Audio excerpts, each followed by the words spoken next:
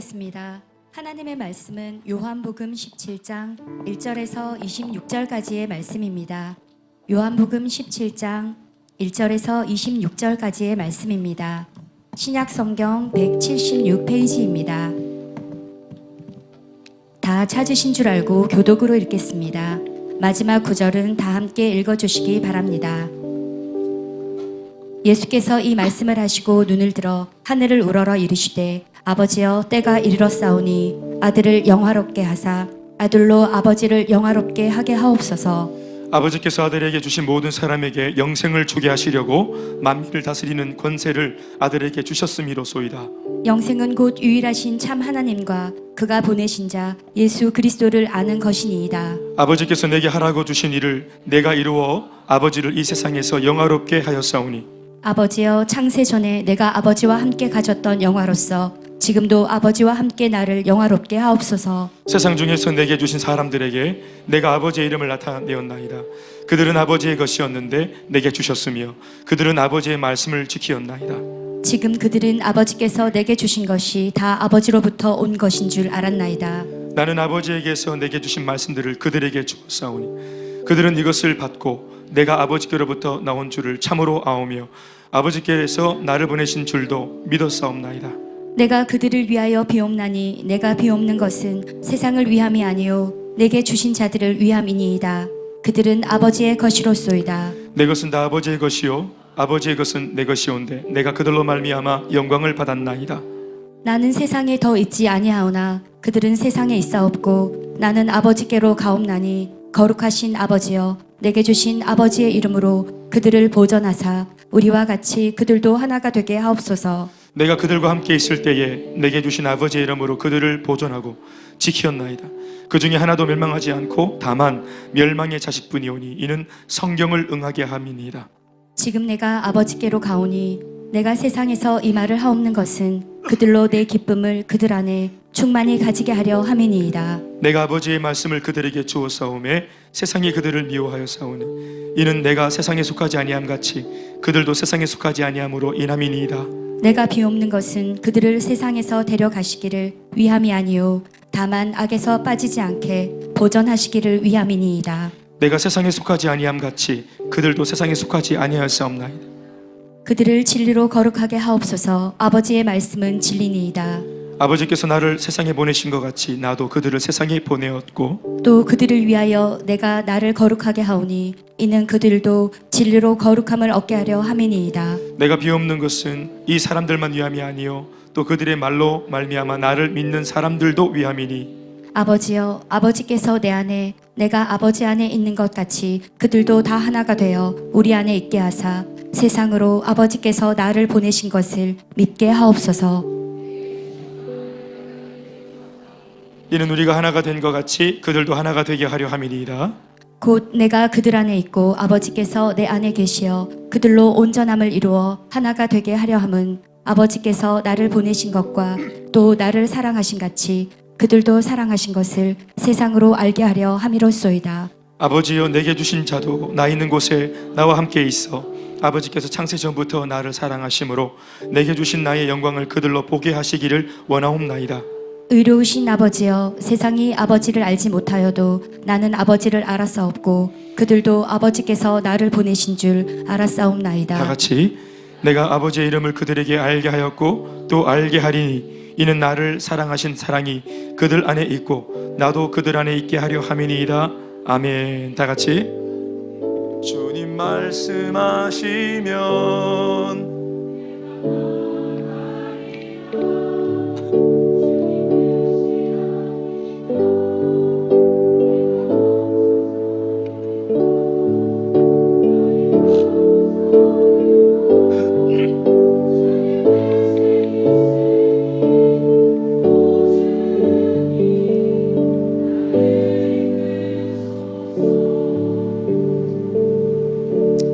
할렐루야. 인사하시겠습니다. 예수님이 우리를 위해서 오셨습니다.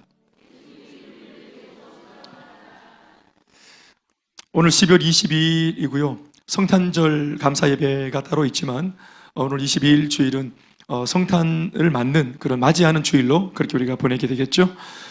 어떤 교회들은 대림절 혹은 대강절이라는 이름으로 예수님의 오심을 또 기약하면서 그런 절기를 지키면서 성탄절을 준비한 그런 교회들도 있습니다. 그러나 그것이 절기로 드려지든 그렇지 않든 우리의 마음속에 이 성탄절에 대한 깊은 묵상과 또 새롭게 하시는 그런 은혜가 있으면 참 좋겠다 싶고, 또 그럴 수 있으면 좋은 것은 또 연말에 이런 예수님에 대한 묵상을 깊이 하고 또 다사다난했던 한 해를 감사함으로 마무리해서 또 새로운 마음으로 송구하고 영신을 준비하는, 새 것을 맞이할 준비를 하는 우리의 신앙의 태도와 자세가 될 수 있기를 바랍니다. 그런가 하면 오늘 우리는 또 양육과 또 제자학교 수료 예배로 또 드리게 되었습니다. 그 설교자의 참 고민이라고 하는 것은 이제 이런 타이틀이 몇 가지가 겹쳤을 때 한번 설교하는 건데 이 설교를 어떻게 풀어가야 하는가 하는 이제 그런 고민이 있어서 그리고 뭐 제 고민이니까 그래서 먼저 고민하다가 오늘 예수님의 오심, 그리고 우리가 양육을 받고 또 성장과 변화를 도모했던 이 일들의 연관성, 그리고 또 주일 예배 말씀을 통해 또 힘을 얻고자 하는 우리 모두가 새 힘을 얻는 시간 되기를 주님의 이름으로 축원합니다. 오늘 우리가 읽은 본문은 요한복음 17장 말씀 전체를 다 읽었습니다. 요한복음 17장 말씀에도 별칭이 붙어 있는 말씀인데, 요한복음 17장 말씀의 별칭은 예수님의 중보기도입니다. 누구를 위한 중보기도인가, 도고기도인가 하면은 바로 12제자를 위한 도고기도입니다. 그리고 이 12제자를 위한 도고기도이므로 제자들만의 어떤 도고기도, 예수님이 해주신 특별한 어떤 혜택들인 것 같지만, 우리들이 만약 이 기도가 욕심이 난다면 우리가 예수님의 제자가 되겠다고 마음을 먹고 또 예수님의 제자의 그 이름을 기꺼이 우리가 수용하고 받겠노라 하는 마음으로 마음을 열면 이 기도는 고스란히 우리에게도 임하는 것입니다. 예수님의 제자는 12명으로 제한되지 않고 지금도 예수를 믿는 모든 사람들이 다 제자 혹은 제자 후보생인 줄로 믿습니다. 그러니까 예수님이 미리 하신 이 긴 26절까지의 기도, 구구절절한 기도, 들어보면은 아버지요, 아버지요 하면서 예수님이 자기를 보내신 아버지 앞에 이 제자들을 위해서 얼마나 구구절절히 기도를 구체적으로 하는지 모릅니다. 왜냐하면 예수님이 이제 곧 이 땅을 떠나실, 어떤 면에서는 인간적으로 표현하면 시한부의 기간에 놓여 있었기 때문에 어떤 그런 쫓기는 어떤 마음 가운데 더 많은 것들을 끄집어내어서 자기를 따르던 12제자들에게 더 많은 것을 주고 싶은 그런 배려의 마음에서 이 기도가 나왔다고 보시면 되겠습니다. 그러니까 오늘 예수님의 이 기도는 단지 그냥 도고기도다, 뭐 중보기도다 이렇게 넘어갈 것이 아니라 이 기도 속에 구구절절히 담겨있는 예수님의 감정, 또 예수님의 어떤 그런 바램, 그리고 성도 그 제자들을 얼마나 끔찍히 사랑하는가 하는 이런 어떤 애정들을 느낄 수 있는, 애정이 흠뻑 묻어 있는 그런 말씀들입니다. 저도 이 말씀을 옛날에 읽을 때는 그렇게 참 지루하게 느껴지는 그런 말씀이었다는 것을 제가 고백을 합니다. 그런데 제법 하나님을 위해서 살아보겠다고, 또 열정을 내보겠다고, 또 기도도 하고 몸부림을 치고 하나님 뜻이 뭡니까? 그런데 왜 이렇게 잘 안 됩니까? 나는 주님을 위하고 산다고 말하는데 삶은 왜 이렇게 잘 안 풀리고 어려움이 많습니까? 주님 좀 도와주세요. 이런 마음이 있는 중에 이 17장 말씀을 읽어보면은 이 말씀 한 구절 한 구절이 내 옆에 진짜 함께 하시고 또 나를 지켜주시고 내 곁에 계신 주님, 아멘 아멘, 우리 찬양처럼 모든 것 되시는 예수님이라는 사실을 알 수 있는 그런 대목이기도 합니다. 우리는 예수님이 우리와 하나님 사이의 중보자라는 사실을 믿지요. 아멘 아멘. 대언자다, 중보자다, 헬라어로는 파라클레토스 이렇게 말하는데, 성령은 또 다른 파라클레토스, 또 다른 보혜사. 그러니까 또 다른 보혜사란 말은 원래 있는 보혜사가 있다는 말이죠. 그 원래 있는 보혜사가 누구냐면 바로 예수님이십니다. 그러니까 예수님이 직접 몸으로 12제자와 함께 가까이 계시면서 그들을 보혜사가 되셔서 파라클레토스, 변호사, 상담가, 그리고 도우미가 되어서 그들의 일거수일투족을 다 지켜보시고 인도하시는 분이 되셨다가 이제는 예수님이 이 땅에서 이제 승천하시고 떠나가시게 됨으로써 함께 할 수 없게 되니 육신적으로는, 그래서 예수님의 기도가 뭐냐면 내가 가면 진리의 영, 또 다른 보혜사가 너희들에게 올 거다. 나와 똑같은 또 다른 보혜사. 아멘 아멘. 그분이 바로 성령이십니다. 그러니까 성령도 보혜사고 예수님도 보혜사시라.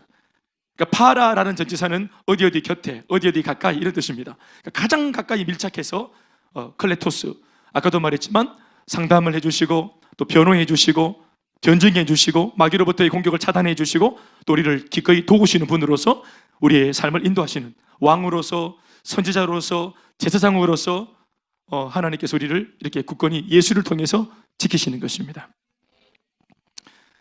지금 제가 설교하는 중에 초반부에 아주 신학적인 것들이 많이 나왔는데 좀 비싼 건데 알아먹는지 모르겠어요. 네. 예, 저희 교회에서는 가급적이는 성도를 설교를 제가 잘 할 일이 없고 그런데 오늘 하다 보니까 나왔네요. 사실은 지나가 버렸는데 참 귀한 말씀 드렸어요. 한번 따라합시다. 파라클레토스, 또 다른 보혜사. 따라합시다. 예수님도 보혜사, 성령님도 보혜사. 아멘이십니까? 따라합시다. 지켜주시고, 변호해 주시고, 도와주시고. 그 세 가지가 바로 보혜사가 하시는 일입니다. 자, 그런데 예수님이 이제 아까도 말했지만 직접적으로 그것을 할 수 없게 되어지므로 이제 승천해야 되니까, 그래서 이제 기도하시기를 성령님이 오시면 이거 다 너희한테 내가 함께 하는 것처럼 다 챙겨줄 거다. 두려워하지 마라. 이렇게 이제 기도해 주시는 겁니다. 그런데 이 세 가지만 기도하는 것이 아니라 기도하는 김에 아주 구체적으로 많은 내용을 담아 기도합니다. 오늘 이 기도를 하시는 예수님을 보니까 예수님이 이 제자들한테 안 오셨으면 어떡할 뻔했나? 예수님이 제자들한테 오셨기 때문에 이렇게 기도를 해주시는 것을 우리가 들을 수 있는 겁니다. 여러분 보십시오. 예수님이 사람들 사이에 오셔서 눈에 보이게끔 귀에 들리게끔 이렇게 우리를 위해서 구구절절하게 기도를 해주시니까 우리는 예수님이 나를 위해서 정말로 기도하시는 분이구나, 중보자구나 알죠? 그런데 여러분, 그런데 보십시오. 예수님이 이 땅에 33년 계실 때, 몸으로 계실 때만 우리를 위해서 이렇게 사랑해 주시고 도와주시고 변호해 주시고 지켜주신 분이십니까? 아닙니다. 창세로부터 지금까지 예수님은 끊임없이 우리를 지키시고 돕는 분이셨습니다. 아브라함을 도왔고, 또 야곱을 도왔고, 모세를 도왔고, 구약 성경 우리가 아는 모든 인물들을 죄다 도왔던, 격려했던 분이 바로 예수님이십니다. 아멘, 아멘. 그런데 단지 예수님이 그 당시에는 이렇게 성육신하지 않으셨던 모양이실 뿐이지, 하나님께서 성부, 성자, 성령은 삼일째 하나님은 우리를 항상 가까이에서 지키시고 보호하십니다. 아멘, 아멘. 여러분, 우리가 하나님께는 기도했지만 하나님께서 나를 위해 중보하신다, 예수가 나를 위해 중보한다, 잘 몰랐잖아요. 솔직히 나를 얼마나 사랑하는지 몰랐잖아요. 하나님께서 나를 향한 사랑을 보여주신 분이 예수님이에요. 정말 아멘이세요? 예수님이 아니셨으면 우리는 지금도 하나님이라는 분이 계시는지도 모르고, 그리고 영계신 그 하나님이 나를 사랑한다는 사실을 몰라요. 그리고 내가 하나님 앞에서 어떤 존재인지도 몰라요. 우리는 모릅니다. 이렇게 예수를 믿고 있어도 가끔씩 잊어먹는데, 아예 예수를 안 믿고 있었는데 예수가 없을 때 우리가 어떻게 하나님을 믿을 수 있겠습니까? 그러니까 구약 성경 속에 나오는 인물들은 대단한 인물이에요. 그런 면에서 예수도 못 봤, 그들은 예수를 못 봤어요. 몸으로 오신 예수님, 성육신하신 예수님을 못 봤고 못 들었어요. 하나님, 예수님으로부터 격려와 응원과 중보 기도를 못 받았어요. 그런데도 그들은 예수님, 하나님을 믿었잖아요. 그래서 아브라함 같은 사람, 모세 같은 사람, 여러분 우리가 우습게 볼 사람들이 아닙니다. 아브라함이 막 마누라 팔아먹고 이러는 거 에이 쪼다다 하지만 여러분 그 대단한 거예요. 그것도 그렇게 실수했던 사람이 변화되는 거 보세요. 보통 그 정도로 실수했으면 헤어나기가 어렵습니다. 그런데도 얼마나 빨리 회복되어지고 또 뜨겁게 변화되어지고 크게 쓰임 받습니까? 아멘이십니까? 예수를 못 봤잖아요. 신방원은 목사님도 없었습니다. 셀리드도 없었습니다. 우리보다 모든 것이 열악했습니다. 이런 예배당도 없어요. 사막에서 막 뜨거운 그 장렬한 태양빛에서 막 굽혀가면서 예배 드렸어요. 먹는 것도 시원찮았어요. 그러니까 모든 것이 열악한 가운데, 그런데 이렇게 해도 기껏해야 간헐적으로 알까 말까한 하나님. 그런데 우리는 얼마나 복이 있나? 아브라함보다 복이 있고 모세보다 복이 있는 까닭은 다른 것이 아니라 약속의 성취자로 오신 예수님을, 우리는 복생자 예수님을 직접 눈으로 보고 그분의 음성을 들을 수 있기 때문에 복이 되는 것입니다. 구약 성경 속에 복받은 사람들이 아무리 많다 해도 그들은 약속을 기업으로 받지 못했습니다. 우리는 약속을 성취자로, 약속을 이루어 주시고자 오신 예수 그리스도를 우리는 만났고 발견했고, 심지어 그 예수님이 성령으로 지금 우리 속에 이 부족하고 참 딱하기 짝이 없는 이렇게 참 구조물투성이인 우리 속에 예수님이 그냥 들어와 계십니다. 아멘, 아멘. 예수를 모시고 그 옛날 성소에 계신, 지성소 안에 계신 예수의 임재, 하나님의 임재. 제사장도 예배를 드리러 갔다가 잘못 예배를 드리면 죽어버리는, 조금 까불면, 예수님 앞에, 하나님 앞에 까불면 바로 그냥 불이 나와 불 태워 죽여버리는 이런 무시무시한 하나님을 그 옛날에는 만나러 갔다 왔다 했지만 지금은 우리 속에 예수님이 계십니다. 우리 만약 불 태웠으면은 하나님과 함께하는 주제에 그런 입장인데도 죄가 있었으면 우리는 다 불바다가 됐을 거예요. 그러니까 예수님이 땅에 오시면서 하나님이 나를 얼마나 사랑하시는지 하나님과 함께 하셨던 그분이, 아멘이십니까? 우리에게 오셔서 당신의 사랑을 우리한테 나타내 보여줘서 주셨습니다. 아버지가 되어나 너를 얼마나 사랑한 줄 아냐고 예수의 말씀을 들을 때 우리가 알았습니다. 아멘이십니까? 병자를 얼마나 하나님이 사랑하시는지. 그 당시에는 바리새인들이나 다른 이런 못된 사람들이 하나님은 병자 싫어한다. 병자는 죄인이니까. 하나님은 창녀 싫어해. 하나님은 깡패 싫어해. 뒷골목 주친 싫어해. 산주 따라지 싫어해. 이런 줄 알았는데 예수님이 오셔가지고 계속 죄인과 친구 먹고 창녀들을 회복시키시고, 아멘이십니까? 병자들과 가까이 하시고 그들을 고쳐주시고 삼류인생 만나서 변화시켜 주시고. 그게 뭡니까? 오해입니다. 오해.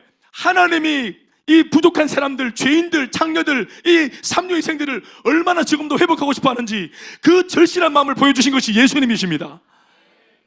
진짜 하나님의 사랑입니다. 예수님이 진짜 말이에요. 아멘이십니까?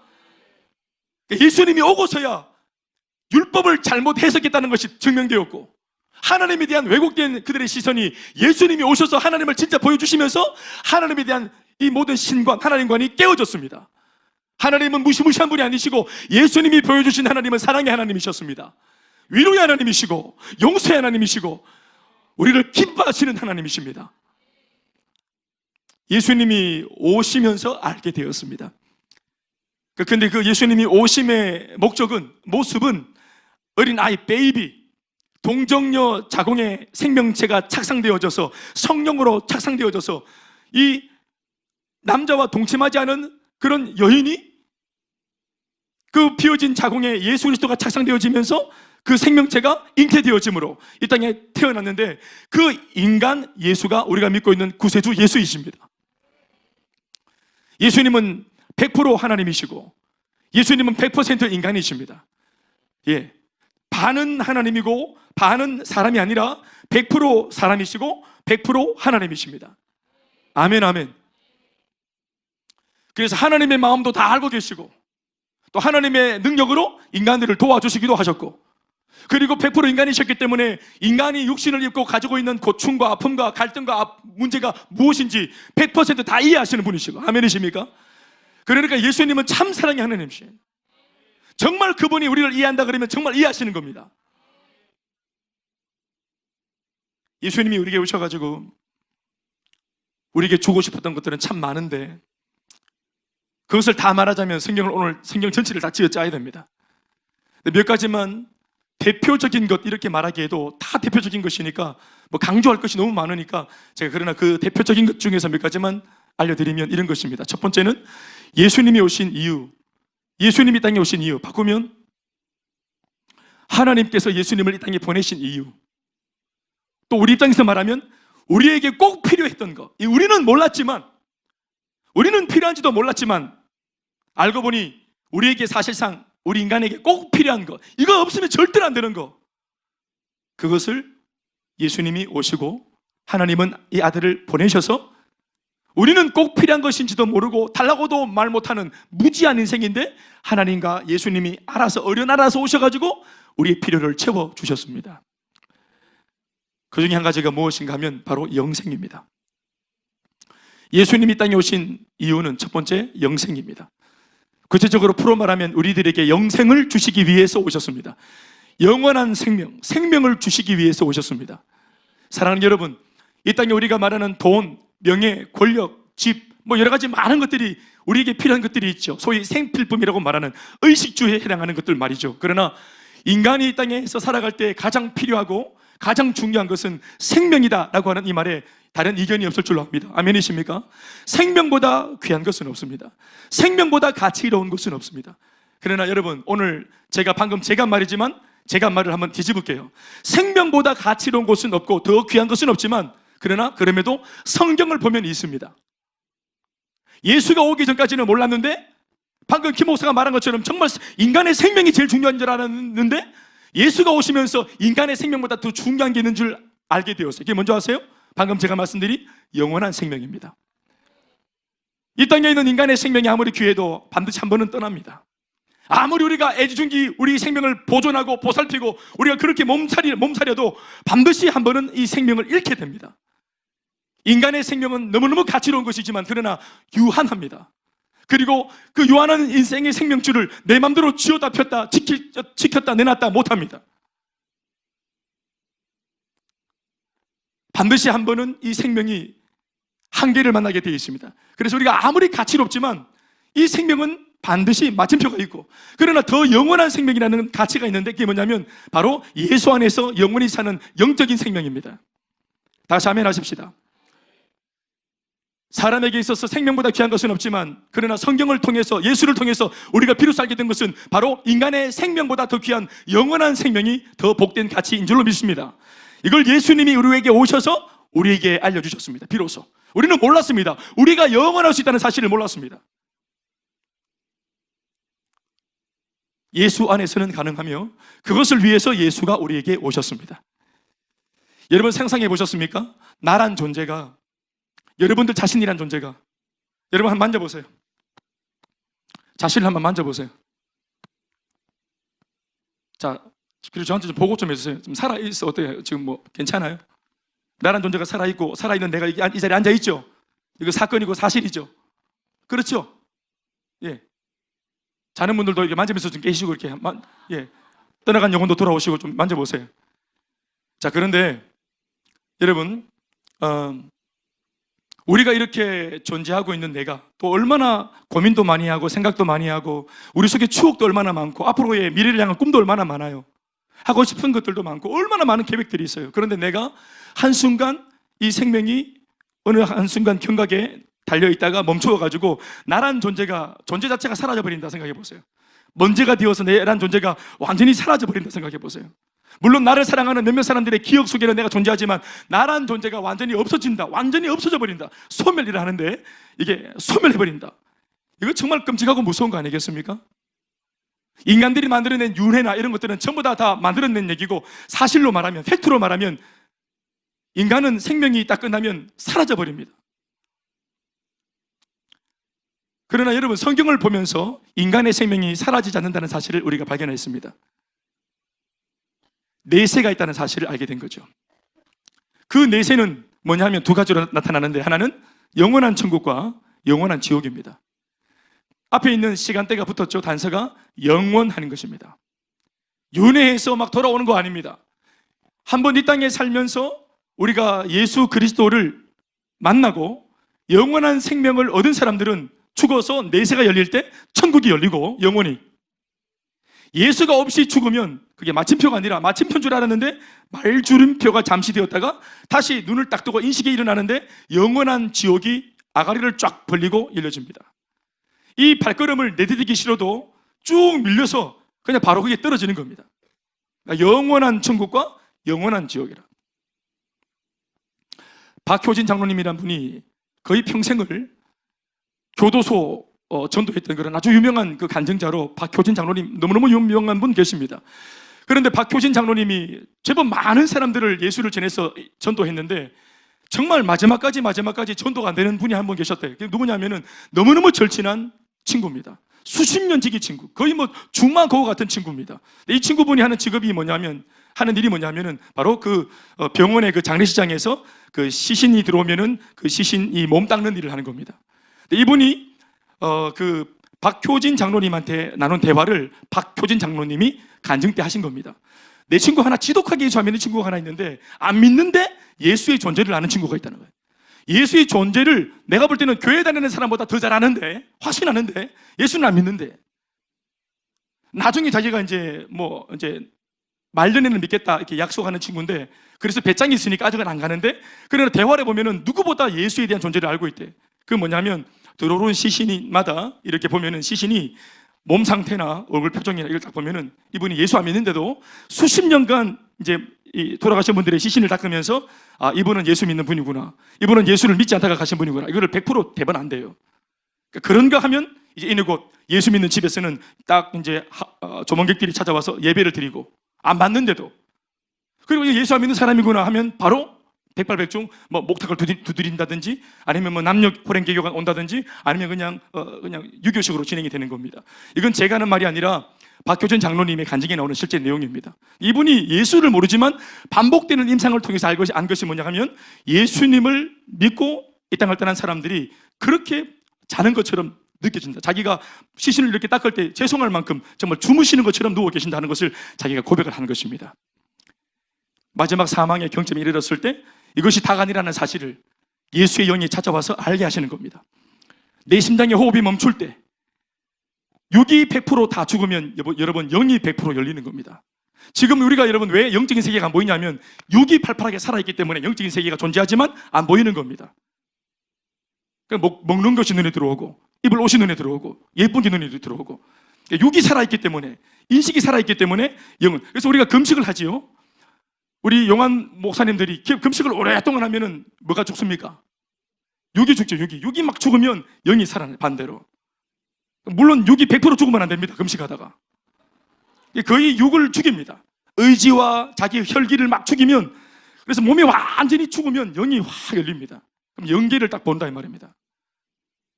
그런데 마지막 예수가 없는 사람들은 육이 죽으면서 영이 딱 눈을 뜨는데 바로 앞에 자기가 이내 곧 이제 걸어 들어갈 이 불구덩이가 눈에 딱 들어오니까 온몸에 힘을 주고 막 돌아 들어가기 싫어서 막 두려워서 비명을 질 힘은 없으니까 영어로 말입니다.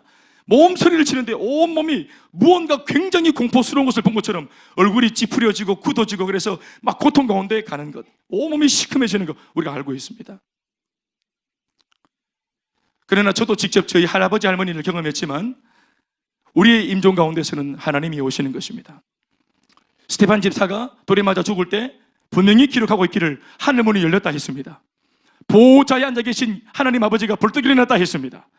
보호자 우편에 계신 예수님, 부활하신 예수님이 벌떡 일어났다 했습니다. 그리고 그때 성령님은 이제 순교를 맞이하는 스테반 집사의 마음속에서 이 순교의 잔을 기꺼이 잘 마시고 감내할 수 있도록 은혜를 주시는 중에 있었다 했습니다. 한 성도가 이 땅을 떠날 때 영원한 생명을 주고 있는 성도들의 눈앞에는 하늘문이 열리고 하나님 아버지가 보이고 예수님이 보이고 성령님이 역사하시는 줄로 믿습니다. 성삼위일체 성부 성자 성령이 함께 자리에서 벌떡 일어나서 이 한 생명 한 영혼의 천국의 입성을 환호하며 양팔로 버선발로 뛰어가서 끌어안아 주신다는 사실을 우리는 말씀으로 붙들고 믿을 수 있길 주의 이름으로 축원합니다. 예수가 오신 이유가 바로 이것입니다. 이 땅에 있는 모든 인류가 다 죽어서 마침표를 찍고 다 눈을 뜨면 모두가 다 불구덩이로 들어가야 되는 운명인데 이 행보를 멈추게 하기 위해서 영원한 천국으로 입성시키기 위해서 예수가 영원한 생명을 들고 우리 가운데 오신 줄로 믿습니까? 예수 믿고 은혜 받았다, 예수 믿고 복 받았다. 여러분 물론 그것도 귀하지만 가장 가치로운 진짜 진품의 가치는 바로 영원한 생명입니다. 예수 믿고 얻은 것 중에서 가장 진짜 진품은 바로 생명인 줄 믿습니다. 영원한 생명 말입니다. 이게 아멘이 정도밖에 안 돼요. 영원한 생명 말입니다. 우리의 존재는 불멸의 존재입니다. 오늘 나는 예수 안에 나는 불멸의 존재입니다. 육신은 어려울 수 있고 아플 수 있고 병들 수 있고 죽을 수 있지만 우리 속에 있는 예수 심장은 꺼지지 않습니다. 아멘이십니까? 그래서 우리가 그 나라에 이제 장소만 옮겨지지 그 나라에서 다 만납니다. 이 땅에서 누군가 한 번쯤은 고아가 돼요. 이 땅에서 누군가 한 번쯤은 미망인이 됩니다. 호레베가 됩니다. 과부가 돼요. 그러나 하나님 계신 그 땅은 영원한 생명을 부여받은 사람들한테는 모두가 만나는 땅입니다. 모두가 제외하는 땅입니다. 아멘 아멘. 요한복음 3장 16절 말씀에 말씀 다 같이 읽습니다. 하나님이 세상을 이처럼 사랑하사 독생자를 주셨는데 왜 주셨는가? 이는 그를 예수를 믿는 자마다 멸망 지옥 가지 않고 뭐하기 위함이라. 시작. 영생을 얻게 하려 하십니다. 믿습니까? Eternal life, 영원한 생명, 꺼지지 않는 생명. 요한복음 6장 38절로 40절 말씀에도 같은 내막으로 말씀을 우리에게 주고 있습니다. 내가 하늘에서 내려온 것은 내 뜻을 행하려 함이 아니요 나를 보내신 이의 뜻을 행하려 함이니라. 나를 보내신 아버지 하나님의 뜻이 뭐냐? 내게 주신 자 중에 내가 하나도 잃어버리지 아니하고 마지막 날에 다시 살리는 이것이라. 내 아버지의 뜻은 다 같이 시작. 아들을 보고 믿는 자마다 영생을 얻는 이것이니 마지막 날에 내가 이것을 다시 살리리라 하시니. 아멘이십니까? 예수 믿고 우리에게 주어진 것이 영원한 생명이라. 이미 여러분들 안에 우리 안에는 영원한 생명이 있습니다. 예수를 믿지 않는 사람과 우리의 가장 큰 차이가 뭐냐면 영원한 생명이 우리 속에 있다는 것입니다. 아멘 아멘. 물론 그들이 더 많은 소유를 가졌고 큰 집을 가졌고 더 많은 돈을 가졌는지 모르겠습니다. 좋은 백그라운드가 있는지 모르겠습니다. 그러나 우리에게는 영원한 생명이 있습니다. 사도 바울이 말을 했습니다. 만약 예수 믿고 받는 복이 이 땅에서 받는 복이 다면 하나님 나라를 위해서 소중한 영생의 복음을 전하며 살았던 내 인생이야말로 가장 비극적인 인생이다. 예수 믿고 받는 복이 이 땅에서의 복이 다면, 그렇게 물리적인 복이라면 영원한 세상, 영적인 것을 추구했던 내 인생은 예수 믿고 망한 거다. 고린도전서 15장 16절로 20절 말씀에 바울은 이렇게 힘주어 말합니다. 다 같이 시작. 만일 죽은 자가 다시 살아난 일이 없으면 그리스도도 다시 살아나신 일이 없었을 터이요, 그리스도께서 다시 살아나신 일이 없으면 너희의 믿음도 헛되고 너희가 여전히 죄 가운데 있을 것이요, 또한 그리스도 안에서 잠자는 자도 망하였으리니 망한 일, 그리스도 안에서 우리가 바라는 것이 다만 이 세상에서 삶뿐이면 모든 사람 가운데 복음 전하며 살았던, 영원한 세상을 꿈꾸며 살았던, 천국의 상급을 쌓고 살았던 나 같은 복음 전도자, 우리 같은 사명자는 가장 불쌍한 사람이다, 이렇게 말을 했습니다. 역설적인 표현이죠. 우리가 가장 복된 사람입니다. 왜요? 부활이 있으므로, 영원한 세상이 있기 때문입니다. 영원한 생명이 있기 때문에 그렇습니다. 이 땅의 삶이 다 아니기 때문에 그렇습니다. 그 영원한 비밀을, 사람이 이 땅에 살아가는데 가장 소중한 비밀, 그 비밀을 들었어요. 너 죽지 않는다. 예수 안에 너 망하지 않는다. 너 멸망하지 않아. 너는 사라지는 존재가 아니야. 네가 사랑했던 모든 사람들 그 나라에서 다 생생하게 만나게 될 거야. 죽음이 외에도 다음이 있어. 끝이 아니야. 아멘입니까? 여러분, 이것이 얼마나 우리들에게 큰 용기를 줍니까? 바로 이 한 가지 메시지 때문에 초대교회 시절의 사람들은 이 메시지, 영생에 대한 묵상 하나 때문에, 영생에 대한 확실한 믿음 하나 때문에 그들이 순교의 잔을 마신 겁니다.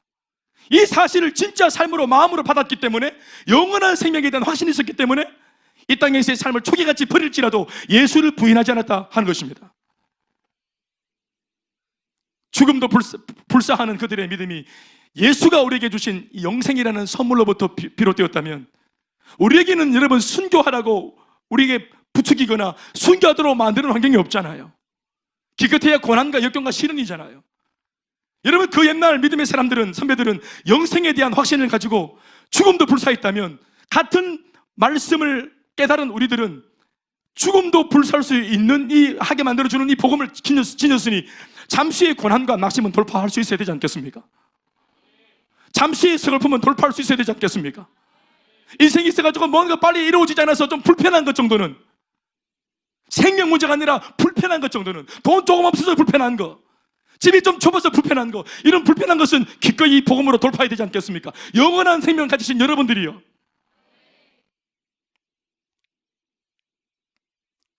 나이가 많으신 분들 향해서 우리가 뭐라고 말하는 겁니까? 이 말씀대로라면 이제 얼마 안 남았습니다가 아니라 이제 곧 영원한 생명의 진가를 발휘할 때가 오는 겁니다.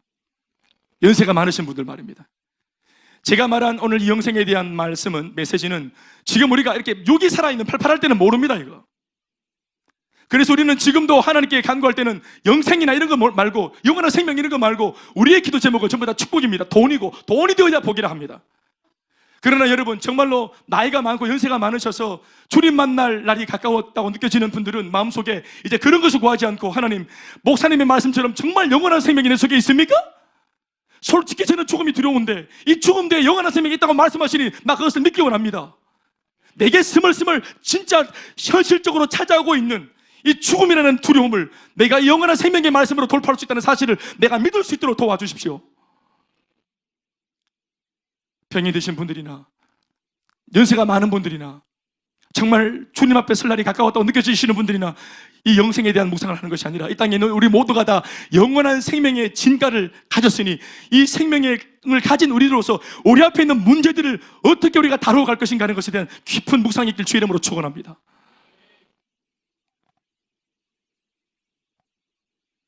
그리고 두 번째는 예수가 오셔서 모두에게 생명을 주셨고, 두 번째는 생명 얻은 모든 성도들을 다 한 곳에 모아서 사랑으로 하나가 되게 하시는 일을 하셨습니다. 예수님이 오신 이유, 바로 예수 믿는 사람들을 생명 얻은, 영원한 생명을 얻게 된 그 주인공들을 교회 공동체라고 하는 한 자리에 다 불러 모아 하나가 되게 만드는 일을 하셨습니다. 다시 아멘 하십시다. 오늘 우리 읽은 본문 17장 말씀 중에 11절 말씀을 다 같이 읽어보시겠습니다. 요한복음 17장 11절 한 목소리로 시작. 나는 세상에 더 있지 아니하오나 그들은 세상에 있어왔고 나는 아버지께로 가옵나니 거룩하신 아버지여 내게 주신 아버지의 이름으로 그들을 보존하사 우리와 같이 그들도 하나가 되게 하옵소서. 하나님과 내가 하나 된 것처럼, 성부, 성자, 성령, 성삼이 일체가 된 것처럼, 이렇게 나를 믿고 오늘 영원한 생명을 가지고 있는 이 예수 믿는 수많은 그리스도인들을 한 교회 공동체 안에 불러 모았을 때 주여 우리처럼 저 성도들도 하나가 되게 하여 주시옵소서. 예수님의 기도 속에 등장할 정도로, 왜 예수님이 기도하고 있습니까? 하나가 되게 해달라고? 하나가 되기가 어렵기 때문입니다. 저절로 하나가 되는 것이 아니기 때문에 예수님이 하나가 되게 해달라고 기도하고 계시는 것입니다. 모든 교회마다 이 예수님의 하나 되게 하시라 해달라는 기도가 있는 줄 믿습니다. 모든 교회마다 이 예수님의 기도가 울려 퍼지고 있는 줄 믿으시기 바랍니다. 그러니 우리가 하나 되는 것을 반하는 것은 예수님의 기도를 묵살하는 것이요, 예수님의 기도를 저버리는 것입니다. 예수님의 소원은 우리 셀이 하나 되는 것입니다. 다시, 예수님의 기도의 제목 중심의 소원은 우리 셀 가족 모임이 하나가 되는 것입니다. 우리 교회 공동체 모두가 하나가 되는 것입니다. 주녀가 하나가 되는 것입니다. 요다일이 하나가 되는 것입니다. 청년들이 하나가 되는 것입니다. 빈부격차, 또 남녀노소 다 막론하고 우리 모두가 주 예수 그 부활의 은혜 속에서 영생을 가진 사람들로서 하나가 되는 것입니다. 그러나 그냥 하나가 되는 것이 아니라 접착제가 필요하죠. 아교가. 그냥 하나가 안 되는 인간인 것을 하나님께서 이미 아시고 우리로 하여금 하나가 될 수 있는 유일한 접착제, 우리를 하나로 만들어주시는, 그리고 떨어지지 않게 만들어주는 장치를 하나 두셨는데 그게 뭘까요? 그게 바로 오늘 본문에 나오는 말씀 21절로 23절 말씀 다 같이 읽어보시겠습니다. 아버지여, 시작. 아버지여, 아버지께서 내 안에 내가 아버지 안에 있는 것 같이 그들도 다 하나가 되어 우리 안에 있게 하사 세상으로 아버지께서 나를 보내신 것을 믿게 하옵소서. 내게 주신 영광을 내가 그들에게 주었사오니 이는 우리가 하나가 된 것 같이 그들도 하나가 되게 하려 함이니이다. 마지막, 곧 내가 그들 안에 있고 아버지께서 내 안에 계시어 그들로 온전함을 이루어 하나가 되게 하려 함은 아버지께서 나를 보내신 것과 또 나를 사랑하심 같이 그들도 사랑하신 것을 세상으로 알게 하려 함이로소이다. 다 같이 아멘 하십시다. 하나가 되어라. 그러나 우리 인간이 얼마나 연약해서 하나 될 수 없다는 것을 아시는 주님이 사랑으로 하나가 되어라고 말씀하셨습니다. 요한일서 4장 10절로 11절 말씀에도 같은 요한이 본문을 적고 있기를 이렇게 말합니다. 시작. 사랑은 여기 있으니, 다시 읽어요. 우리가 하나님을 사랑한 것이 아니요 하나님이 우리를 사랑하사 우리 죄를 속하기 위하여 화목제물로 그 아들을 보내셨습니다. 사랑하는 자들아, 하나님이 이같이 우리를 사랑하셨은 즉 우리도 서로 사랑하는 것이 마땅하도다. 어느 때나 하나님을 본 사람이 없으되 만일 우리가 서로 사랑하면, 만일 우리가 서로 사랑하면, 성도와 성도가 영생 얻은 우리가 서로 사랑하기 시작하면 하나님이 우리 안에 거하시고 그의 사랑이 우리 안에 온전히 이루어지느니라. 우리 안에서 온전한 주의 사랑이 이루어지길 바랍니다. 우리 교회 안에 하나님의 온전한 사랑, 하나님의 사랑이 온전해지길 바랍니다. 바람 빠진 풍성처럼 짜부라진 사랑 말고 온전한 사랑이 우리 교회에 충만하길 바랍니다. 그러기 위해서는 조건이 뭐랍니까? 먼저 성도들이 하나가 되는 것이라, 사랑으로. 아멘이십니까? 제가 참 좋아하는 에베소 4장 3절 말씀인데요, 평안에 매는 줄로 성령이 하나 되게 하신 것을 힘써 지키라 했습니다. 제가 훈련 때도 알려드렸지만 이미 예수를 믿고 교회로 모였으면 하나가 된 거예요. 사실은 이게 같은 표현인데요, 하나가 되도록 애써라, 이 말과 하나가 된 것을 지켜라, 이 말은 같은 말입니다. 사실상 하나가 되는 것은 우리의 노력이 아니라 우리가 예수님을 사랑하고 그 사랑에 감동되어져서 하나님을 사랑하는 사람들은, 그리고 사랑이 차면 자연스레 내 안에 사랑이 찬 만큼 사람을 사랑하게 되어 있습니다. 사람을 사랑하기에 역부족인 사람은 왜 그런가 하면 하나님으로부터 많은 사랑을 충분히 받지 못해서 그런 겁니다. 사랑을 많이 받은 사람이 내 속에 가득 찬 사랑으로 퍼줄 수 있는 것입니다. 그런데 왜 사랑이 안 나가고 말이 곱게 안 나갑니까? 내 속에서 퍼낼 것이 없기 때문에 그런 것입니다. 그러니 말을 바꾸면 사랑을 많이 할 수 있는 사람은, 또 사랑을 많이 하는 사람이 되려면 어디에 힘을 줘야 됩니까? 사랑을 많이 하려고 애를 쓰는 것이 아니라, 말씀에서 답이 나왔죠. 하나님의 사랑을 깊이 묵상하고 그 사랑을 많이 받아들이고 하나님의 사랑 속에 들어가고 하나님의 손에 녹아지고 회복되어지고 죄 용서받고 나를 억만 죄악 가운데 건져내신 주님의 사랑에 깊이 묵상하고 그 사랑에 빠져들면, 나 같은 것을 건지신 하나님의 사랑을 기억하면 옆에 있는 사람이 쪼다처럼 안 보입니다. 옆에 있는 사람이 이상하게 안 보입니다. 왜요? 나는 더했으니까요. 우리는 더했으니까. 우리는 더 처참했으니까요. 과거에 우리는 얼마나 말을 함부로 하고, 과거에 우리는 얼마나 함부로 행동을 하고 살았습니까? 누군가가 그런 나를 참아줬기 때문에, 속상했을 텐데도, 우리가 그렇게 막 행동으로 찔러댔을 텐데도 버릇없이, 예의 없이 누군가가 사랑으로 나를 참아주고 견뎌주고 이해해주고 기도해줬기 때문에 오늘 내가 있는 것입니다. 인간들 중에 성숙은 아무도 저절로 일어나는 것이 없어요. 누군가를 통해서 일어나는 것입니다. 우리가 그런 올챙이적 세월을 생각하면, 우리가 그런 예전에 못났던 삶을 묵상하고 여기까지 인도하신 주님의 사랑과 또 은혜를 생각하면 용서하지 못할 사람이 없고 용납하지 못할 사람이 없는 줄로 믿습니다. 마귀는 판단하게 만들고 등 돌리게 만들고 돌아서게 만들고 언제나 하나됨을 깨트립니다. 마귀의 습성은 항상 공동체를 파괴시킵니다. 하나됨을 균열시킵니다. 부부도 깨트리고 형제 자매간도 깨트리고 친구도 깨트리고 사제간도 깨트리고 상사와 부하지간에도 깨트리고 가정도 깨트리고 교회도 깨트리고 끊임없이 시기, 질투, 당짓고 반목하고 등돌리게 만들고 분리분쟁하게 만드는, 이것이 마귀의 역사입니다. 그러나 하나님의 역사는 하나 되게 하시는 역사, 하나됨을 지키게 만드시는 역사, 보존하시는 역사. 오늘 말씀에 힘써 지키라. 평안에 매는 줄로 하나 되게 하신 것을 뭐 어떻게 해라? 힘써 지켜라. 왜 힘써 지켜야 됩니까? 하나 되게 하시는 것을 지키는 것은, 여러분, 우리 힘으로는 역부족이기 때문에 기도하고 말씀 붙잡고 힘써 지켜야 됩니다. 사랑을 힘써야 됩니다. 부지런히 사랑해야 됩니다. 여러분, 속사람에게 물어봅시다. 이 말이 사실인지. 사랑이 자연스럽습니까? 미움이 자연스럽습니까? 여러분, 미워하려고 애를 써본 적 있습니까? 나 남편을 너무 사랑한 것 같아. 나 한 달에 30번이나 사랑을 했으니까, 마음으로 사랑하고 나 밥 지어주고 했으니까 나 오늘 한 번 정도만 미워할래. 미워하려고 막 무상한 적 있습니까? 저절로 믿지 않습니까? 인간이가 싶고. 근데 사랑은 저절로 됩니까? 사랑은 애를 써야 돼. 짜내야 되고. 오늘 내 앞에 있는 사람은 미워 죽겠는데 과거에 그래 괜찮았지. 과거에 그 사람이 그래도 막 프로포즈 할 때를 막 떠올리면서 추억의 직장을 넘기며 먼지를 두둑 털면서 막 그때 이때는 참 나를 사랑했었는데, 인간이 사랑은 짜내야 되고 용서는 짜내야 돼. 내게 아니라 이 말이야. 근데 미움은 막 나오고 염려, 걱정, 의심 이런 거 막 나옵니다. 그냥 뭐 묵상 힘 안 줘도 막 나온다. 이런 것들 복수 바로 나온다. 바로 까레비 바로 까레빌락 하던 손을 거두어내는 건 힘이 듭니다. 힘써 지켜야 됩니다. 내 마음을. 우리가 왜 그렇습니까? 다 우리가 영생은 생명을 가졌지만 전부 다 우리가 다 그쪽 출신이기 때문에 그래요.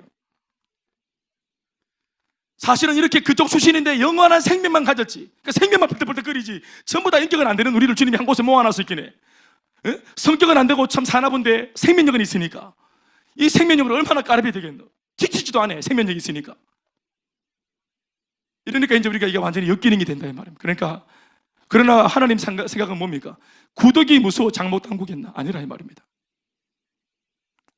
영원한 생명을 주어서 은혜를 입게 해서 하나 되게 하시고 항상 내가 어디 출신인지 기억하도록. 그래서 교회 안에는 항상 뭐가 있습니까? 십자가가 있는 것입니다. 막 싸우다가도 십자가를 딱 꺼내면, 우리는 옛날 십자가를 꺼내면 드라큘라가 도망간 줄 알았는데, 내 속에 있는 그런 막 인간적인 막 못된 본성들 막 정신없이 막 싸우다가도 십자가가 사고면 할렐루야, 내가 이거 출신이지. 이 십자가 때문에 내가 이렇게 생명 얻었지. 아이고 내 인간아 내가 언제부터 이렇게 잘 살았다고. 주님 때문에 은혜 받아 잘 살아놓고는 좀 살만하길래 남의 막 눈에 들어오고 그렇게까지 뜯으려 하고, 니도 인간이냐 하고, 십자가 앞에서는 우리가 불안에 떨고 벌벌 떨고 엎드리지 않습니까? 십자가가 뭡니까? 사랑이잖아요. 그 예수님의 사랑, 이 십자가의 사랑, 그 십자가의 사랑 앞에서, 예수님의 그 사랑 앞에서 우리가 다시 정신을 차리고 치솟아 오르는 인간적인 소욕을 다시 집어삼키고 꺾어내고 그리고 하나 되려고 애를 쓰고 힘써서 연합을 지켜내는 것입니다. 그리고 세 번째로 예수님이 이 땅에 오신 이유는 우리를 하나 되어진 우리를, 이렇게 하나 되어진 우리를 물리적으로는 사랑으로 엮어서 이제는 딱 접착시켜서 하나를 만들어 놓았지만, 여러분 아시겠지만 우리가 올챙이로 만났는데 올챙이로 계속 붙어가지고 올챙이로 계속 가면 어떻게 되겠습니까? 그냥 올챙이로 다 사망하는 겁니다. 올챙이 반드시 다리가 나와서 개구리가 돼야 된다. 무슨 말입니까? 성장해야 됩니다. 변화돼야 됩니다. 영원한 생명을 얻었죠. 그리고 하나가 되었죠. 그러나 하나가 되었다면 이제 그 안에서 하나님의 말씀으로 성장하고 변화가 되어야 되는 것입니다. 오늘 본문의 말씀은 16절과 17절 말씀인데요, 같이 한번 읽어보시겠습니다. 예수님의 기도입니다. 한 목소리로 16절 17절 시작.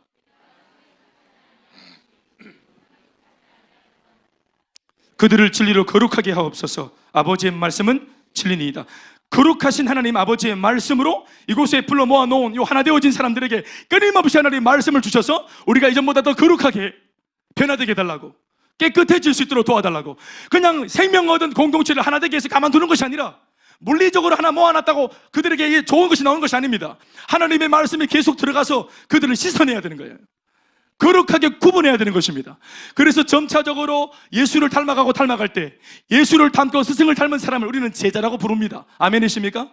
특별히 사도 바울의 서신서를 보면은 복음서에서는 293번이나 293번이나 등장하는 제자라고 하는 단어가 별로 안 나와요.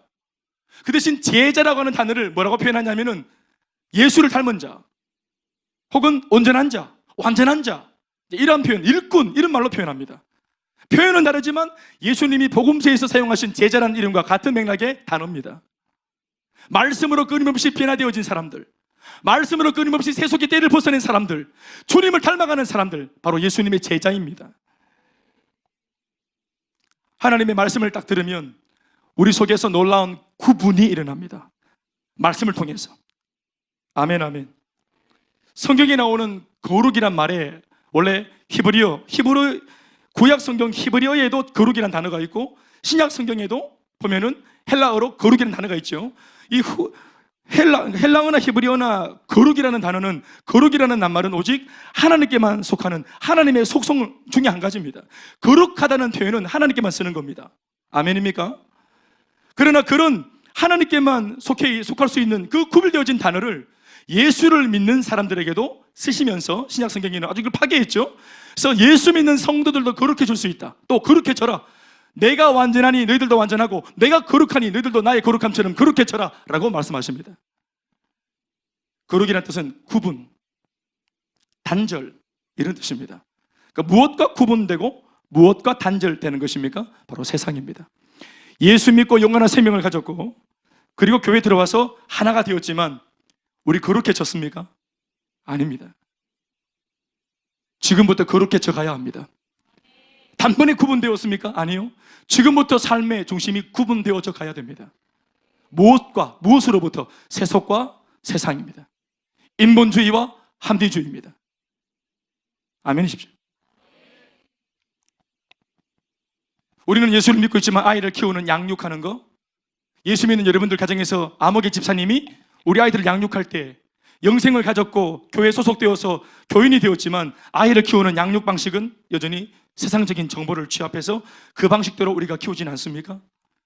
세상을 경영하고 회사를 경영하는 우리의 경영관은 세상에서 가르친 경영과 어떤 내용을 쫓아가지 않습니까? 하나님의 말씀은 말씀이고 삶은 삶이다라는 것이 아니라 이제 모든 내 삶에 일어나는 모든 것들을 하나님의 말씀 안에서 다 검증받아서 구분시켜지는 작업들. 아멘, 아멘. 결국은 그 사람의 마음이 구분되어지는 것이 아니라 세상을 대하는 그 사람의 가치관이 구분되어져야 되는 거야. 이 땅의 가치관이 아니라 말씀을 통해 자꾸 습득해서 하나님 말씀이 띄어져 살아가는 삶, 하늘나라 가치관으로 살아가는 삶, 영원한 것을 추구하는 삶을 살도록 변화되어야 되는 것입니다. 우리는 그러한 사람을 놓고 예수님의 제자가 되었다 하는 것입니다.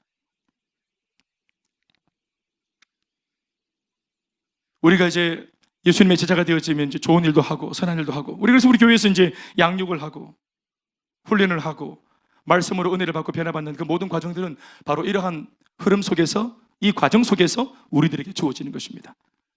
예. 현주자매, 예수 믿고 영생을 얻었지? 아멘 하시죠? 예. 아멘이시죠? 예. 제주도 잘 갔다 오셨어요? 예. 제주도 추워요? 따뜻해요? 아, 그렇군요. 제주도 따뜻하다는 정보가 돌아왔습니다. 추우신 분들은 남쪽으로 가야 돼요. 예수님 믿으시죠? 그렇죠. 그 교회에 소속해서 소속감을 가지고 하나가 되으셨죠? 하나가 되셨죠? 그렇죠. 또 셀에 소속되어서 소속감이 있으시죠?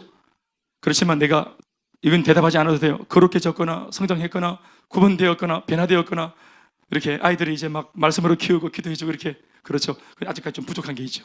그거는 이제 하나님 말씀으로 점점점 주님을 닮아가는 과정 속에서 자꾸 이제 성장하고 변화되어 가야 되겠다. 그죠? 그렇죠. 예. 하나님의 말씀으로 그렇게 되는 것이라 이 말입니다.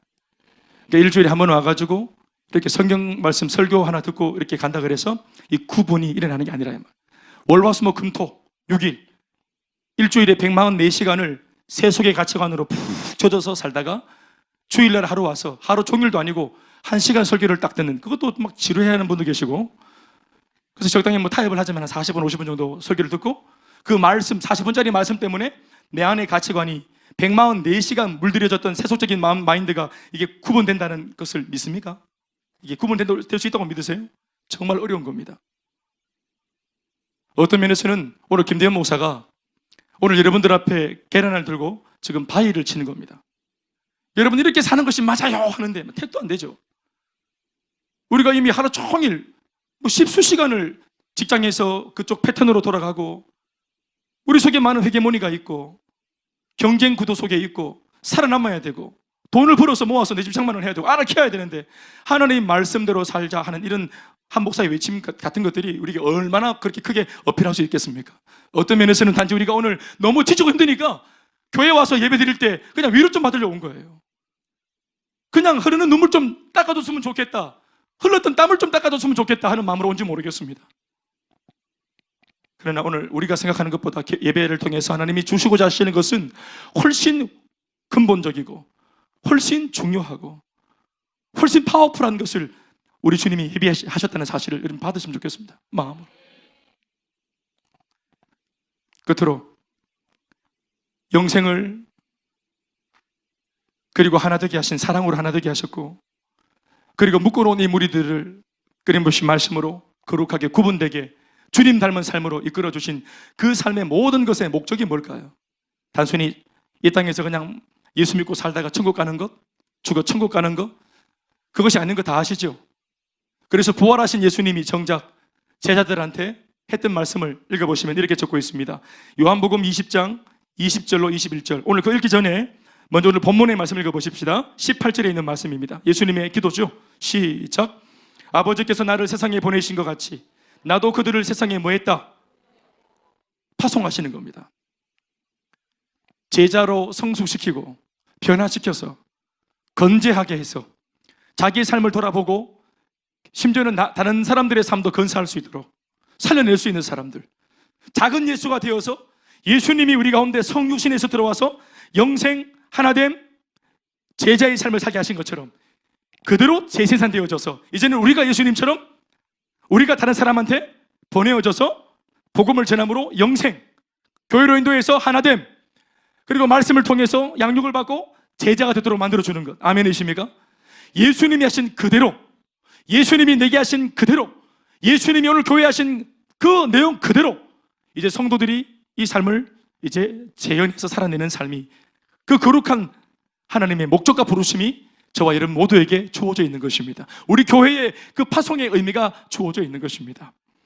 그러므로 교회는 끊임없이 영생의 생명이 일어나는 교회가 되어야 되고, 끊임없이 하나 되어지는 사랑이 충만한 교회가 되어져야 되고, 끊임없이 성도들이 변화되고 성장하는 교회가 되어져야 되고, 더 나아가서 세상을 향해서 이렇게 변화되어진 사람들이 계속해서 복음 듣고 나가는 파송받는 교회가 되어야 될 줄 믿습니다. 요한복음 20장 20절로 21절 말씀, 부활하신 예수님이 하신 말씀. 시작. 이 말씀을 하시고 손과 옆구리를 보이시니 제자들이 주를 보고 기뻐하더라. 예수께서 또 이르시되 너희에게 평강이 있을지어다. 아버지께서 나를 보내신 것 같이 나도 너희를 보내노라. 이 뒤에 있는 말씀 보시면, 그러면서 이제 숨을 내쉬며 가라사대 성령이 있을지어다. 성령 받아라, 이렇게 말씀이 나오죠. 성령 받아서, 이 파송 받아서 예수님의 제자의 삶을 살도록 하시는 것입니다. 오늘 양육과 훈련의 목적도 바로 거기에 있습니다. 사랑하는 여러분, 오늘 예수님께서 이거 하시려고 아기 예수로 우리 가운데 오신 겁니다. 말씀 읽겠습니다. 베이비 지저스. 우리는 아기 예수님, 구유에 누워있는 아기 예수님. 신생아잖아요. 그러면 엄마나 또 산모가, 또 산파가 이렇게 태어난 아기를 이렇게 들고 쪼물딱 할 수 있고, 들었다 놨다 할 수 있고, 얼굴을 부비기도 하고, 아유 귀여워라 까꿍 하기도 하고, 들었다 놨다 하고, 젖을 물려주고, 주변에 있는 어떤 사람들이 수혜를 받도록 뭔가 장치를 해주고 뭐 어떤 행동을 해줘야 이 아기는, 이 베이비, 어린 신생아는 모든 것을 다 100% 받을 수 있는 거죠. 인간 아기는 그렇습니다. 여러분, 그러나 예수님께서 우리 가운데 오신 것은 베이비 지저스가 아닙니다. 여러분, 예수님은 베이비가 아닙니다. 우르르 까꿍 할 수 있는, 들었다 놨다 할 수 있는, 내가 막 가지고 장난칠 수 있는 그런 예수님이 아닙니다. 예수님은 우리 가운데 주인으로 오셨습니다. 우리를 보호하시기 위해 오셨습니다. 우리를 책임지시기 위해 오셨습니다. 보혜사로 오셨습니다. 영생을 주시고 사랑으로 하나 되게 하시고 말씀으로 자라게 하시고 쓰임받게 하시고, 아멘이십니까?